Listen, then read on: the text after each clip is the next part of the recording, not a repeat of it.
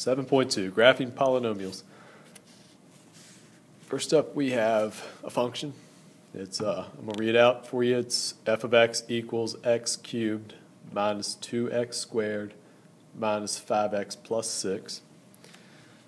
And the first thing you're going to be asked to do on this section is to graph. All right, I have a graph ready to go, but it's actually going to be easier to do some other stuff before we draw our graph. So when I say graph, get the calculator out and let's put this into y equals. So remember, f of x is the same thing as y equals. So x cubed minus 2x squared minus 5x plus 6. Okay. Just graph it and look at it, get a feel for what you're dealing with. Kind of looks like letter Z turned on its side, maybe. This is a typical cubic function.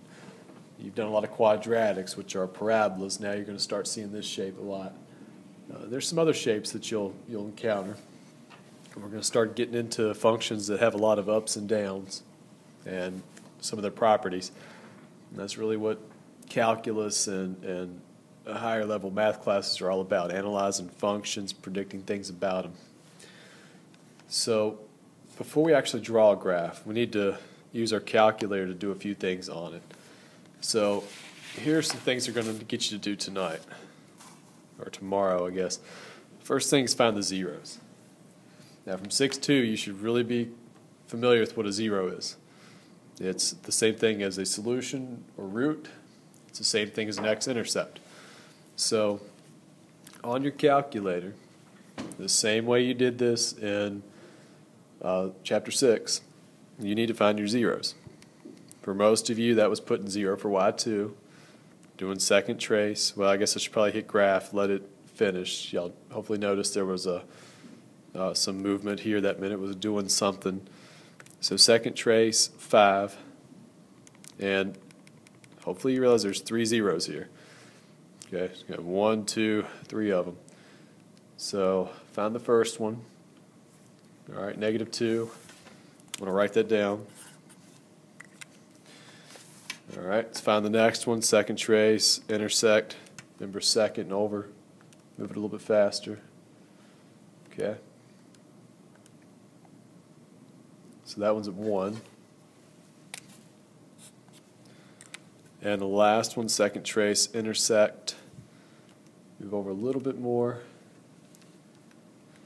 That one's at 3. Okay. So -2, 1, 3. That's my 3 zeros. And if you want, you can go ahead and put those on your graph. They didn't show up very well, did it? Let's try to make those dots show up better. Okay, not real clear, but at least you can see them. Okay, now relative maximum. Going back to the graph, we had a highest point and a lowest point. Basically, relative means cut off the ends, because this thing is going to keep going up forever on the end, down forever on the other end, and that is something we're going to get into soon, just not on this lesson. But cutting out the ends, just looking in the middle, you have a relative high part and a relative low part. Kind of like a mountain has a relative maximum. Top of a mountain is not the highest you can go. You can hop in an airplane and fly over it, but if you're walking up the ground, then the mountaintop's as high as you're going to be able to go. Kind of a way to think about it. So we need to find a maximum and minimum. So if you did second and trace, you may have noticed before that 3 and 4 are maximum and minimum. First thing on here was maximum, so let's do that. And you need to find a left bound and a right bound. Okay, first thing it says is left bound. So that's the highest point. We need to be somewhere to the left of the highest point. So somewhere on the left side of the mountain. Okay. Now it says right bound, so somewhere on the right side of the mountain. Then it says guess, hit enter one more time. I'm hitting enter every time, by the way. That was kind of off the screen when you saw something happen. So the maximum happens at -0.786 for x, Really what I care about is the height, the 8.2. So that's the relative max. If you're unsure, just give me an x and a y. But really all I need is the y. So 8.2 is your maximum. Okay. Your relative minimum is this lowest point down here. So second trace minimum, again, left bound and right bound. So if this is like a valley, somewhere on the left side of the valley, hit enter. Go somewhere to the right side of the valley. I'm coming down, hitting enter. Enter one more time when it says guess. And if you can't read this on my calculator, it's negative 4.06. So that's what yours should be saying. Okay, that is the lowest y value relative to the ups and downs on the screen. Okay, you're also going to be asked to find a y-intercept. That one, I'll give you a calculator method, then I'll give you a simpler method. It's, of course, right here at the y-axis. If you do second trace and value, number 1, well, if you're on the y-axis, your x value would be 0. So 6 is your, you might be able to read it on my screen, but 6 is your y-intercept. Okay. Now, if you were good at Algebra 1, you may remember that you forget about all the other stuff. The constant, the c at the end, that is your intercept. Okay. So we want to start putting some of these on our graph. All right, so we knew our intercept or y-intercept was at 6. 1, 2, 3, 4, 5, 6. All right.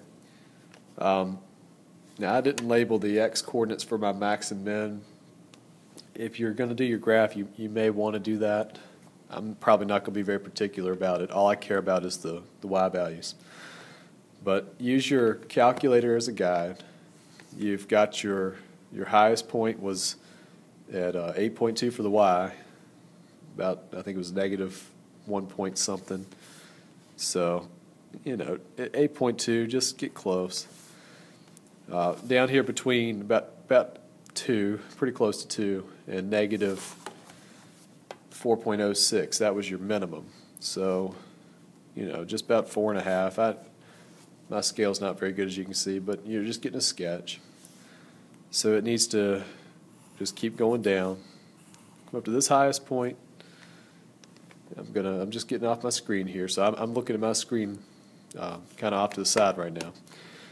Come back down through that y-intercept, through this 0, bottom out right here, and then come back up. So you do all these different pieces to make your graph look better.